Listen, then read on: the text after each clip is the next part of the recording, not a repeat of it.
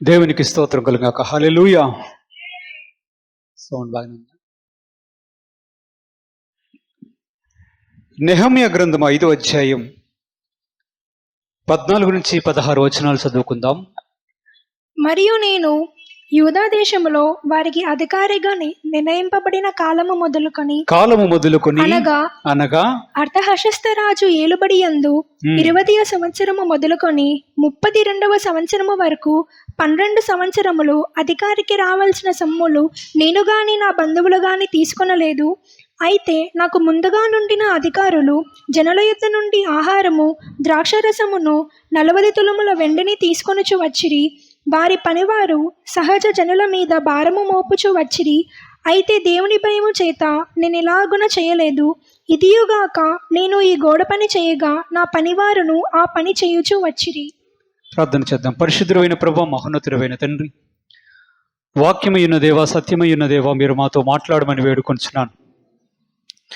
నీ వాక్యములో ఉన్న సత్యములను మేము గ్రహించలాగిన మా హృదయాలను తెరవజేయమని వేడుకొంచున్నాను. పరిశుద్ధాత్మదేవ, మా హృదయాలను తెరవజేయండి. నీ సత్యాన్ని గ్రహించలాగిన మమ్మల్ని దీవించి మరి మీరు మాట్లాడమని మా ప్రభుడు రక్షకుడైన యేసుక్రీస్తు వారి అతి పరిశుద్ధ నామమున అడిగి వేడుకొనుచున్నాము తండ్రి. ఆమేన్. హల్లెలూయా.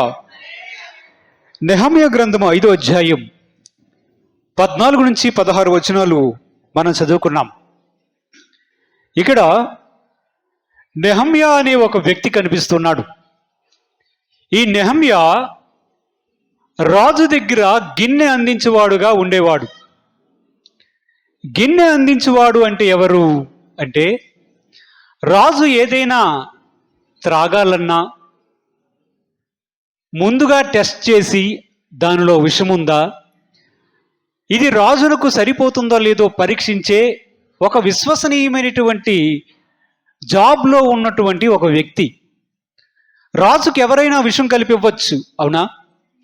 దానికి ముందు పరీక్షించి అది సరిగ్గా ఉన్నదో లేదో, రాజు తాగడానికి అది సిద్ధముగా ఉందో లేదో సమస్తాన్ని పర్యవేక్షించి సూపర్వైజ్ చేసే ఒక మంచి జాబ్లో ఉన్న వ్యక్తి నెహెమ్యా. మనకు దేవుని ఒక్క వాక్యములో మనకు తెలుసు, ఈ నెహెమ్యా తమ దేశంలో ఉన్నటువంటి పట్టణాన్ని బాగు చేయాలని రాజు దగ్గర మనవి చేస్తాడు, అవునా? మనవి చేసినటువంటి నెహెమ్యా రాజు వద్ద నుంచి అధికారముగా అనుమతి పొంది తిరిగి యూదా దేశానికి వెళ్ళి యూదా దేశంలో ఉన్నటువంటి యెరూషలేము పట్టణాన్ని చుట్టూ కూడా కట్టాలని కూడా సంకల్పిస్తాడు. రాజు తనని అధికారిగా నియమించి యూదా దేశానికి గవర్నర్గా నియమించి తనను తీసుకొని వెళ్ళడానికి తనతో పాటు కొంతమంది సైనికులను అధికారులు కూడా పంపిస్తాడు. మొట్టమొదటిగా నెహెమ్యా గిన్నె అందించే ఒక పాత్రగా, ఒక జాబ్లో ఉన్నటువంటి వ్యక్తి ఈసారి అర్థహశస్త అనే రాజు యూదా దేశంలో ఆయనను గవర్నర్గా నియమిస్తాడు. మొట్టమొదట ఆయన చిన్న స్థానంలో ఉన్నప్పటికీ ఆయనను రాజు యూదా దేశానికి ఒక అధికారిగా గవర్నర్గా నియమిస్తాడు. ఈ నెహెమ్యా యూదా దేశానికి అధికారిగా ఉండి అక్కడ పట్టణపు ప్రాకారాన్ని కట్టడానికి పూనుకుంటాడు. వాక్యములు చూస్తే ఆయన సొంత మాటల్లోనే పరిశుద్ధాత్మదేవుడు రాయించిన మాటలను మనం గమనిస్తే మనకు కనిపిస్తుంది. ఆయన ఒక మాట చెప్తున్నాడు, నేను అధికారిగా చాలా సంవత్సరాలు ఉన్నాను. ఎన్ని సంవత్సరాలు ఉన్నానని చెప్పాడు? సుమారుగా 20వ సంవత్సరం నుంచి 32వ సంవత్సరం రాజు ఏలుబడి కాలములో సుమారుగా నేను 12 సంవత్సరాలు అధికారిగా ఉన్నాను. 12 సంవత్సరాలు యూదా దేశానికి అధికారిగా ఉన్నాడు. ఈ నెహెమ్యా ఈ యూదా దేశానికి అధికారిగా రాక మునుపు చాలా మంది యూదా దేశానికి గవర్నర్లుగా ఉండేవారు. కానీ ఈయన వచ్చిన తర్వాత ఈయన ఒక నిర్ణయాన్ని తీసుకున్నాడు. ఆ కాలంలో ఈ కాలంలో ఉన్నట్లుగా నెల నెల జీతాలు ఇవ్వడం అనేది లేదు. గవర్నర్కైనా ఎవరికైనా సరే పంటలు పండించే వాటిలో నుంచి భాగం, పన్నులు వసూలు చేసే దానిలో నుంచి భాగం ఆ అధికారులకి జీతాలుగా ఇచ్చేవారు. ఈ నెహమ్యా కూడా గవర్నర్గా ఉన్నప్పటికీ కూడా ఆయన నోట ఈ మాట ఉంది. అదేంటంటే 12 సంవత్సరాలు నేను యూదా దేశానికి అధికారిగా ఉన్నాను, కానీ ఒక్క చిల్లి గవ్వ కూడా నేను తీసుకోలేదు. చూసారా, ఒక్క రూపాయి కూడా నేను తీసుకోలేదు. ఎందుకో తీసుకోలేదో తెలుసా? నేను వచ్చినటువంటి దేశం నా దేశం, నా దేశంలో ఉన్నటువంటి ప్రజలు ఇప్పటికే బానిసత్వంలో ఉన్నట్టుగా ఉన్నారు. వారు చాలా కష్టమైన పరిస్థితిలో ఉన్నారు. వారు కష్టంలో నుంచి పన్ను చెల్లించాలి. వారు కష్టపడి బానిసత్వంలో ఉంటే ఆ పంటలో నుంచి భాగం తీసి ఇవ్వాలి రాజునకు. అదే అధికారిగా ఉన్నటువంటి నాకు కూడా ఇవ్వాలి. కాబట్టి వారి యొక్క కష్టాన్ని, వారి యొక్క బాధలు చూసినటువంటి నేను దాన్ని తీసుకోకూడదు అని నిర్ణయించుకున్నాడంట. ఇదంతా ఎందుకు చేశాడు? ఇదంతా ఎందుకు చేశాడు మనకు ఆలోచిస్తే అనిపించాలి, అతడు చాలా మంచి వ్యక్తి అని అనిపించాలి. అవునా? అవునా? మంచి వ్యక్తా? ఎవరి కష్టాన్నైనా చూచి చలించిపోయే వ్యక్తి మంచి వ్యక్తి అవుతాడా? మంచి వ్యక్తి అవుతాడా? ఆయన మంచి వ్యక్తి అవ్వడానికి కారణం ఏంటి? వాక్యంలో సెలవిస్తుంది. ఏమని చేస్తున్నాడు అక్కడ చూపుద్దాం. ద్రాక్షరసమును తీసుకోకపోవడానికి, ఆహారమును తీసుకోవడానికి, జీతాన్ని తీసుకోవడానికి కారణం ఏంటో తెలుసా? అక్కడ ఉన్నటువంటి మాటలు మనం చూస్తే, అయితే నాకు ముందుగా ఉండిన అధికారులు జనుల యొద్ద ఆహారమును ద్రాక్షరసమును 40 తురుముల వెండిని తీసుకుని వచ్చిరి. వారి పనువారు సహా జనుల మీద భారం మోపుచు వచ్చిరి. అయితే దేవుని భయము చేత నేను అలాగూ చెయ్యలేదు అంటున్నాడు నెహమ్యా. ఒక మాట చెప్పండి, బైబిల్లో ఒక మాట ఉంటుంది, పనివాడు జీతమునకు పాత్రుడు. చదివారా? పనివాడు జీతమునకు పాత్రుడే కదా. యూదా దేశం మీద గవర్నర్గా ఉన్నటువంటి వ్యక్తి ఆయన అధికారిగా ఉండేటప్పుడు తాను చేసిన పనికి జీతానికి పాత్రుడా కాదా? పాత్రుడే. కానీ ఆయనకు తెలుసు, ధర్మశాస్త్రము తెలుసు, దేవుని యొక్క ఆంతర్యము తెలుసు గనక అనుకుంటున్నాడు, నేను దేవునికి భయపడే వ్యక్తిని గనుక నేను ఇలాగూ చేస్తే ఇది దేవునికి వ్యతిరేకమవుతుందని భావించాడు. గనుకే ఏ 12 సంవత్సరాల్లో ఒక్క రోజు కూడా ఆహారాన్ని తీసుకోలేదు వారి వద్ద. సొంతముగా తనకున్నదే భుజించాడు. దీనికి అంతటికీ కారణం ఏంటో తెలుసా? దేవుని భయం. మనుషులకు దేవుని భయం ఉంటే ఏం చేస్తారో తెలుసా? దేవుని భయం అనేది మనుషులకు ఉంటే తప్పు చేయకుండా, దేవునికి వ్యతిరేకముగా ప్రవర్తించకుండా ఉండడానికి కారణమవుతుంది. బైబిల్ యొక్క వాక్యములో మనం చూద్దాం. సామెతల గ్రంథం 8వ అధ్యాయం 13వ వచనాన్ని ఒక్కసారి చదువుకుందాం. సామెతల గ్రంథం 8వ అధ్యాయం 13వ వచనం. యెహోవాయందు భయభక్తులు కలిగి ఉండుట చెడుతనము అసహించుకొనుటయే గర్వము అహంకారము దుర్మార్గత కుటిలమైన మాటలు నాకు అసహ్యములు. చూడండి, అసలు దేవుని యందు భయభక్తులు అంటే ఏంటి? మనం ఏం చేస్తాం? మనకు భక్తి ఉంది, కొన్నిసార్లు భయం ఉండదు. అవునా? దేవుడు అంటే భయం ఉందా? ఉందా? ఒక్క మాట మనం గుర్తుంచుకోవాలి, భక్తి అనేది మనకు మాత్రమే కాదు, ఈ లోకంలో ఉన్నటువంటి చాలా మందికి ఉంది. వారికి కూడా భయం ఉంది. తెలుసా? భయం ఉండదా? ఇది పాపం, ఇది చెయ్యకూడదు అనే భావన వారిలో లేదా? వారికి కూడా ఉంది. కానీ సజీవుణ్ణి ఆరాధిస్తున్నటువంటి మనకు ఉందా? భయము అనేది ఎలాగ ఉంటుందంటే, దేవుణ్ణి బట్టి మనం చేసే ప్రతి పని కూడా ఆలోచించుకుంటాం. ఇది దేవునికి వ్యతిరేకమవుతుంది, ఇది చేయడం మంచిది కాదు, ఇది వాక్య విరుద్ధం అని మనకు తెలిసినా కూడా ఒక వ్యక్తి తెగించి చేస్తాడు అంటే, ఒక వ్యక్తి తెగించి చేస్తుంది అంటే దాని అర్థం ఏంటి? వారికి భయం లేదని. అసలు భయము భక్తి రెండు కలిసి ప్రయాణిస్తాయి. దానిలో ఏ ఒక్కటి లేకపోయినా మన భక్తి వ్యర్థమైపోతుంది. భయం అనేది నెహమ్యాలో చూస్తున్నాం. దేవునికి భయపడ్డాడంట. పనివాడు జీతమునకు పాత్రుడైనప్పటికీ అనుకుంటున్నాడు, వారి యొక్క కష్టార్జితాన్ని, వారి యొక్క రక్తాన్ని నేను తినకూడదు, దేవుని ముందు నేను దోషిగా నిలబడకూడదు. అది ఒక్కటే కారణం. ఆ ఒక్క కారణం చేతని 12 సంవత్సరాలు కూడా ఒక్క రూపాయి కూడా తీసుకోలేదట. ఇంకా మనం ఆ నెహమ్యా గ్రంథంలో చదివితే ఆస్తులను సంపాదించుకోలేదు. ప్రతిదినము తన ఇంటనే చాలా మంది అధికారులకు భోజనాలు, అనేకమైనటువంటి గొర్రె పిల్లలు, ఎద్దులు అన్నీ కూడా భోజనానికి సిద్ధపరిచేవి. కానీ ఏ రోజు కూడా, ఒక్క రోజు కూడా వాటి యందు ఆశపడని వ్యక్తి నెహమ్యా. వాక్యములో చూద్దాం. ఆదికాండం 20వ అధ్యాయం 9 నుంచి 13 వచనాలు ఒక్కసారి చదువుకుందాం. అబీమెలెకు అబ్రహామును పిలిపించి నీవు మాకు చేసిన పని ఏమిటి? నీవు మాతో చేసిన పని ఏమిటి? నీవు నా మీదికి, నా రాజ్యము మీదికి మహాపతాకము తెప్పించినట్లు నేను నీ ఎడల చేసిన పాపమేమిటి? చేయరాని కార్యములు నాకు చేసితివని అతనితో చెప్పెను. చేయరాని కార్యములు చేసితివని అతనితో చెప్పెను. మరియు అబీమెలెకు నీవేమి చూచి ఈ కార్యము చేసితివని అబ్రహామును అడుగగా అబ్రహాము ఈ స్థలమందు దేవుని భయము ఏమాత్రము లేదు గనుక నా భార్య నిమిత్తము నన్ను చంపుదురేమో అనుకొని చేసి తిని. అంతేకాక ఆమె నా చెల్లెలన్న మాట నిజమే. ఆమె నా తండ్రి కుమార్తె గాని నా తల్లి కుమార్తె కాదు. ఆమె నాకు భార్య అయినది. చాలు, ఆమె నాకు భార్య అయినది.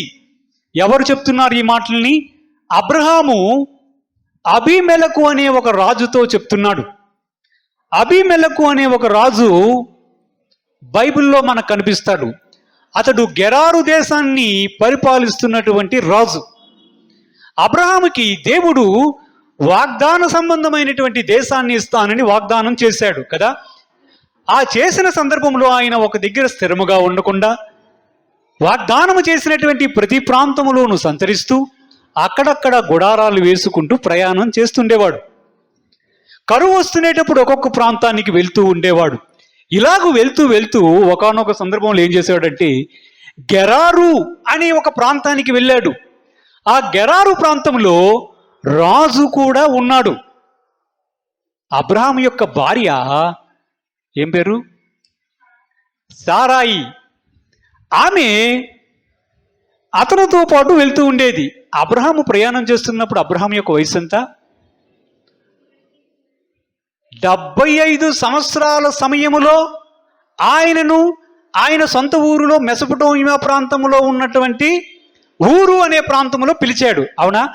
అక్కడ నుంచి హారాను ప్రాంతానికి వచ్చి అక్కడ కొంతకాలం నివసించాడు. అక్కడ తండ్రి మృతి పొందిన తర్వాత తిరిగి పాలు తేనెలు ప్రవహించే దేశానికి రావాలని చెప్పి కనాన దేశంలోనికి రావడం మనం చూస్తాం కదా. అంటే అబ్రహాముకి అప్పటికే నేను అనుకోవడం 80 సంవత్సరాల వయసు దాటిపోయింది. సారాయి యొక్క వయసు కూడా సుమారుగా అతనికి ఆమెకి మధ్య ఒక 10-15 సంవత్సరాల వయసు గ్యాప్ ఉండొచ్చు. దీన్ని బట్టి చూస్తే సారాయి యొక్క వయసు ఎంత ఉండొచ్చు తెలుసా? 60+ ఉంటుంది. 60 సంవత్సరాల పైబడి వయసు ఉంది. అబ్రహాముకి 75 సంవత్సరాల పైబడి వయసు ఉంది. అవునా?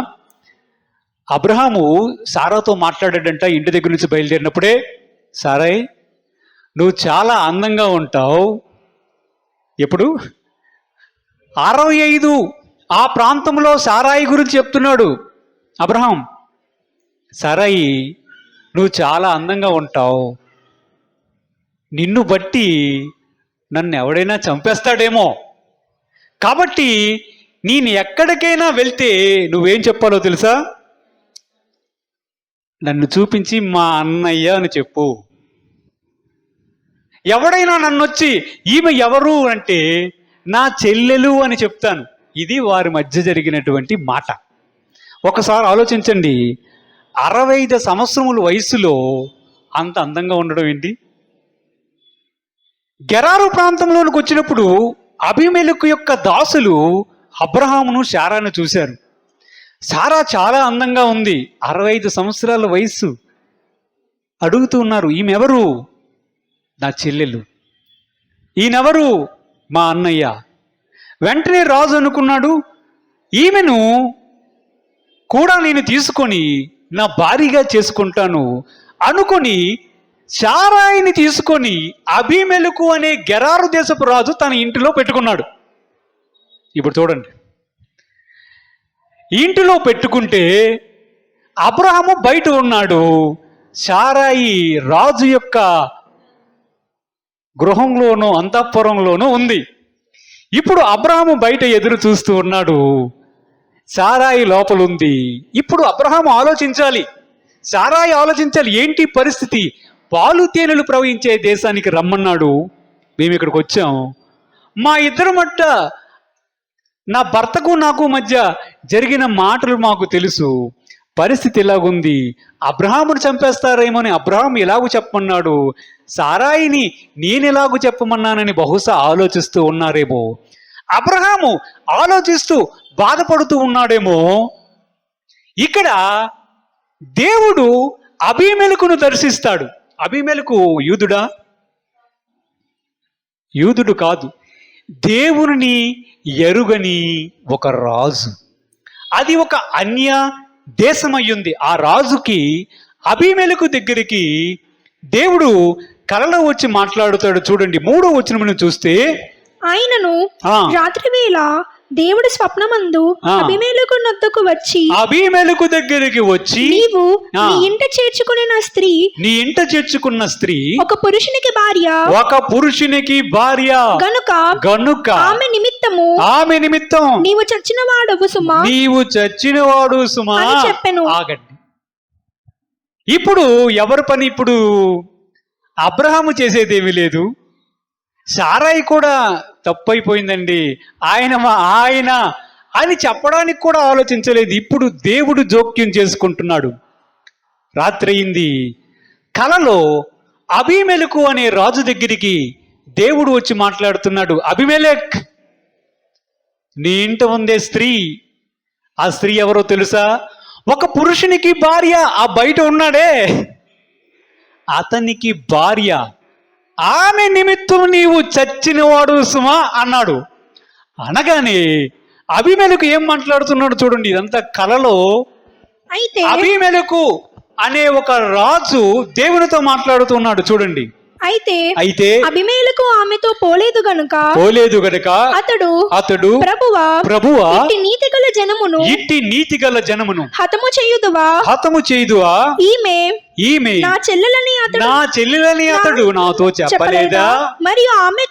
మరియు ఆమె కూడా నా అన్నానెను నేను చేతులతో ఏ దోషము చేయక యథార్థ హృదయముతో ఈ పని చేసి తినను. అందుకు దేవుడు అంటున్నాడు, నీవు యథార్థ హృదయముతో చేసేవారు నాకు తెలుసు, వారిద్దరూ లాగా మాట్లాడారని కూడా నాకు తెలుసు, నేను చెవులు పెట్టి వినే దేవుడను, ఆమె నా చెల్లెలని అబ్రాహాము అన్నాడు, ఆమెమో నా అన్నయ్య అన్నాడు అన్నది ఆ విషయం కూడా నాకు తెలుసు. కానీ ఒక మాట చెప్తున్నాను, ఆమె విషయమై జాగ్రత్త, ఆమె విషయమై నువ్వు చచ్చిన వాడివి అన్నాడు దేవుడు. ఉలిక్కిపడి లేచాడేమో. లెగిసినటువంటి అబీమెలెకు పిలిపించి, మనం ఇందాక చదువుకున్నటువంటి వాక్య భాగాల్లో చూస్తాం, అబీమెలెకు అబ్రహామును పిలిపించి, అబ్రహాం నువ్వు చేసిన పనేంటి? ఈ పాతకం నా మీద తీసుకుని రావాలని ఇవన్నీ చేసావు ఎందుకు అని అంటే, అబ్రహాము అబీమెలెకుతో చెప్పినటువంటి మాటను చూడండి. అక్కడ ఏమన్నాడు చూడండి, ఏమన్నాడు? 10వ వచనాన్ని చూద్దాం. మరియు అబీమెలెకు నీవేమి చూచి ఈ కార్యము చేసితివని అబ్రహామును అడుగగా అబ్రహాము ఈ స్థలమందు దేవుని భయము ఏమాత్రము లేదు గనుక నా భార్య నిమిత్తము నన్ను చంపుదురనుకొని చేసి తిని. ఆగండి, ఏమంటున్నాడు? అబ్రహాము గారు ఇచ్చిన సమాధానం చూడండి జాగ్రత్తగా. ఏముంది అక్కడ? అబ్రహాము చెప్పిన సమాధానం ఏంటి? ఈ స్థలమందు దేవుని భయము లేదు గనుక నేను ఇలాగు చేశానని చెప్పాడు. అవునా? దేవునికి స్తోత్రం చెల్లిద్దాం. హల్లెలూయా. దేనికోసం భయపడ్డాడు అబ్రహాం? ప్రజలకి దేవుని యొక్క భయము లేకపోతే వారు చేసేది ఏంటో తెలుసా? అతిక్రమాన్ని చేస్తారు, దేవుని మాటను జబదాడుతారు అనుకున్నాడు అబ్రహాము. వీరు దేవుణ్ణి ఎరుగని ప్రజలు గనుక బహుశా నా భార్యని బట్టి నన్ను చంపుతారేమో, దేవుని భయం ఈ ప్రాంతములో లేదేమో అనుకున్నాడు. కానీ మీరు వాక్యాన్ని చూస్తే అబీమెలెకు చెప్తున్నాడు దేవునితో కలలో, మేము నీతి గల జనం, నేను యథార్థ హృదయముతో చేశాను, వారు చెప్పిన మాట ప్రకారమే చేశాను, కానీ నేను ఏ దుర్మార్గముగా చెయ్యలేదు అని అబీమెలెకు కలలో దేవునితో మాట్లాడాడు. ఆ సందర్భంలో దేవుడు కూడా అబీమెలెకుతో అంటున్నాడు, అవును అబీమెలెక్, నీవు యథార్థ హృదయముతోనే దీన్ని చేసావు అన్నాడు. అవునా? అన్నాడా లేదా? దాన్ని బట్టి మనకు అర్థం కావాల్సిన విషయం ఏంటి? ఓన్లీ దేవుణ్ణి ఎరిగిన ప్రజలు మాత్రమే దేవునికి భయపడేవారు అనుకోవద్దు. ఎవరు? దేవుని భయం అనేది ఎవరికుంది? అబీమెలెకు అనే ఒక అన్య దేశపు రాజుకు ఉంది. అవునా? మరి మనకుందా? మన భయం ఎలాంటిది? మనకు ఎలాంటిది తెలుసా?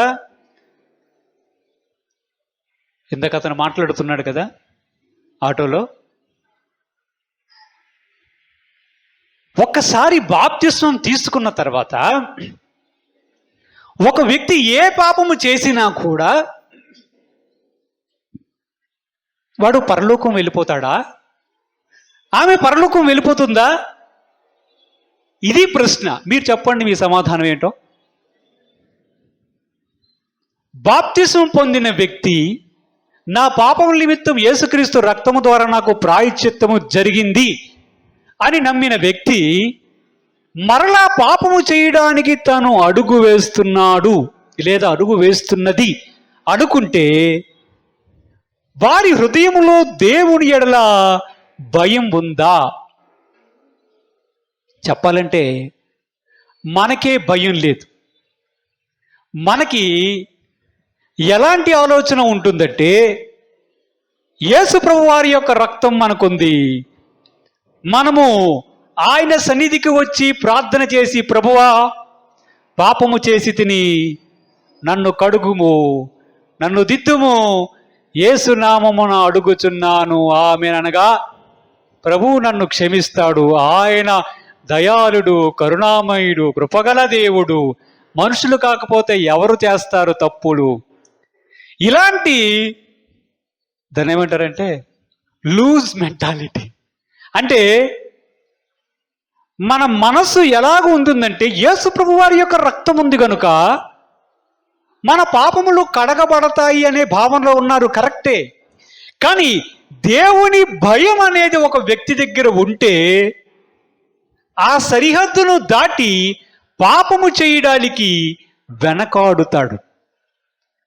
అబీమెలెకు అనే ఒక రాజును చూడండి. ఆ రాజు అన్య దేశపు రాజు అయినప్పటికీ దేవునితో ఆయన కలలో మాట్లాడగలుగుతున్నాడు. నేను యథార్థ హృదయముతో చేశాను, నేను ఏ పాపం చేయలేదు అని చెప్పగలిగాడు. ఒకవేళ దేవుడు మనల్ని కూడా అలాగే దర్శించి, బాప్తిస్మం పొందినటువంటి మనల్ని కూడా అలాగే దర్శించి, నీవు దీన్ని ఎందుకు చేస్తున్నావు అని అంటే, ప్రభువా నేను దీన్ని యథార్థ హృదయముతోనే చేసి తిని అని మనము చెప్పగలమా? అని మనము చెప్పగలిగితే మనకు భయం ఉన్నట్లు.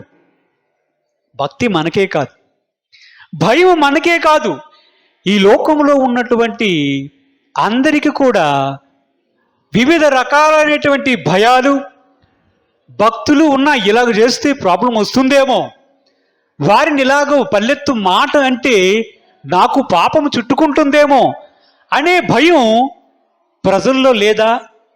లేదా? ఉందా లేదా? మరి మనకి వాక్యంలో చూద్దాం. నిర్గమకాండం 1వ అధ్యాయం 15వ వచనాన్ని ఒక్కసారి చదువుకుందాం. మరియు ఐగుప్తు రాజు షిఫ్రా పూయా అను హెబ్రీయుల మంత్రసానులతో మాట్లాడి మీరు హెబ్రీ స్త్రీలకు మంత్రసాని పని చేయుచు వారిని కాన్పు పీటల మీద చూచినప్పుడు మగవాడైన ఎడల వాని చంపుడి, ఆడదైన ఎడల దాన్ని బ్రతుకునీయుడని వారితో చెప్పెను. అయితే ఆ మంత్రసానులు దేవునికి భయపడి ఐగుప్తు రాజు తమకు ఆజ్ఞాపించినట్లు చేయక మగపిల్లలను బ్రతకనీయగా, ఐగుప్తు రాజు ఆ మంత్రసానులను పిలిపించి, మీరెందుకు మగపిల్లలను బ్రతికించితిరి? ఈ పని ఎలా చేసితిరని అడిగెను. అందుకు ఆ మంత్రసానులు హెబ్రీ స్త్రీలు ఐగుప్తు స్త్రీల వంటి వారు కారు, వారు చురుకైన వారు. మంత్రసాని వారి ఎద్దకు వెళ్ళక మునుపే వారు ప్రసవించి ఉందరని ఫరోతో చెప్పిరి. చాలు. ఐగుప్తు రాజు ఫరో మంత్రసానులతో మాట్లాడుతూ ఉన్నాడు. ఎక్కడిది? ఎక్కడ? ఐగుప్తు దేశములో జరిగినటువంటి సంఘటన. అక్కడ యోసేపు యొక్క సంతానము తర్వాత యాకోబు యొక్క సంతానము కూడా అక్కడ విస్తరించడం ప్రారంభించింది. ఆ విషయం మనకు తెలుసు, అవునా? ఐగుప్తు దేశములో యాకోబు యొక్క సంతానం బహుగా విస్తరించడం ప్రారంభించింది. అక్కడ యోసేపును ఎరుగునటువంటి ఒక ఫరో రాజు రావడం చరిత్రలో జరిగింది. అందుకు ఆ ఫరో రాజు అనుకున్నాడు, అరే ఐగుప్తీయులము, ఇది మన దేశం, మన దేశంలో ఉన్నటువంటి ఐగుప్తీయుల కంటే ఎక్కడి నుంచో వచ్చిన ఈ ప్రజలు మనకంటే బలంగా ఉన్నారు, వీరిని హింస పెడదాం, కఠినమైన దాస్యతో పని చేసుకుందాం అని చెప్పాడు. ఇదే ప్లాన్లో ఒక భాగం ఏంటంటే షిఫ్రా పూయా అనే హెబ్రీల మంత్రసానులను పిలిపించాడు. బైబిల్ పండితుల యొక్క అభిప్రాయం ప్రకారం ఆ 2 పేర్లు చూశారు కదా, ఏం పేర్లు అవి? షిఫ్రా పూయా. వీరిద్దరూ కూడా డెలివరీ చేసే ఏఎన్ఎం నర్సుల్లాంటోళ్ళు.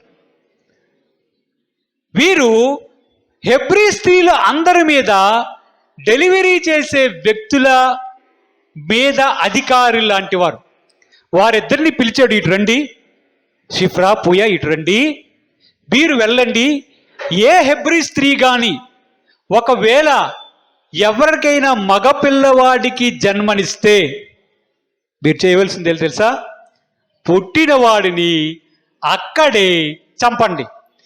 ఒకవేళ ఆడపిల్ల గాని పుడితే మీరు చేయవలసింది ఏంటంటే ఆడపిల్లను మాత్రం బ్రతకనివ్వండి అన్నాడు. అవునా? దేవునికి స్తోత్రం, హల్లెలూయా. ఆ షిఫ్రా పూయా వచ్చిన తర్వాత ఏం మాట్లాడారో తెలుసా? వారు చేసింది ఏంటి? వాక్యంలో చూస్తే మనకు కనిపిస్తుంది, చూడండి 17వ వచనం చూడండి. అయితే ఆ మంత్రసానులు దేవునికి భయపడి ఐగుప్తు రాజు తమకు ఆజ్ఞాపించినట్లు చేయక మగ పిల్లలను బ్రతకనిచ్చారు. వారి ఉద్యోగం ఏంటి? మంత్రసానులు, డెలివరీ చేసే నర్సులు లాంటి వారు. అవునా కాదా? కానీ వారు చేసిన పని ఏంటి? రాజు ఇచ్చినటువంటి ఆజ్ఞనైనా తిరస్కరించడానికి ఇష్టపడ్డారు. కానీ ఇలాగూ చేస్తే ఇది దేవునికి వ్యతిరేకమవుతుంది, ఇది దేవుని ముందు మేము చెప్పలేని గొప్ప పాపం అవుతుందని భావించారు. బైబిల్ పండితుల ప్రకారం ఏంటంటే షిఫ్రా పూయా అనే వ్యక్తులు ఐగుప్తి స్త్రీలే. ఇప్పుడు రాజు పిలిపించాలి, ఎవరిని పిలిపిస్తాడు?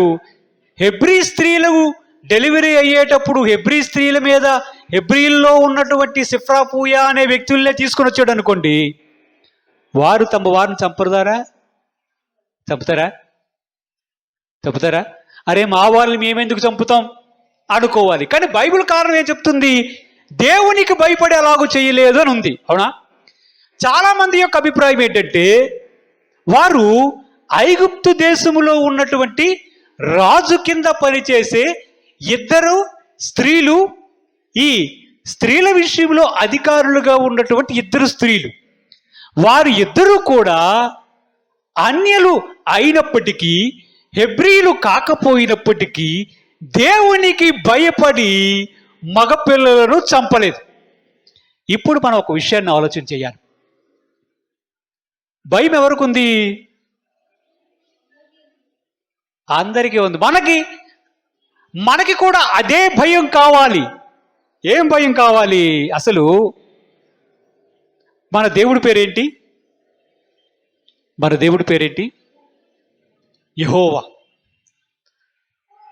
ఆయన పర్వతం మీదకి వచ్చినప్పుడు ఎవడు దగ్గరికి వెళ్ళి నిలబడ్డాడు? మోషే తప్ప ఎవడు కూడా కొండ దరిదాపులోను కూడా వెళ్ళలేదు. మోషేతో మాట్లాడుతున్నప్పుడు ప్రజలేమన్నారు? బాబూ, నువ్వు వెళ్ళి మా తరపున మాట్లాడు, మేము అక్కడికి వస్తే చస్తాం అన్నారు. అవునా? అన్నారా? మరి మన దేవుడు ఎవరు? మన దేవుడు ఎలాంటి వాడో తెలుసా? మనకి ఫోటోలో కనిపిస్తే ఎలా కనిపిస్తుంది? కరుణామూర్తిలాగా కిరణాలు చేతుల్లోనూ చూస్తుంటే మనకు ఎలా కనిపిస్తుంటే చాలా తేలికగా కనిపిస్తాడు. అవునా?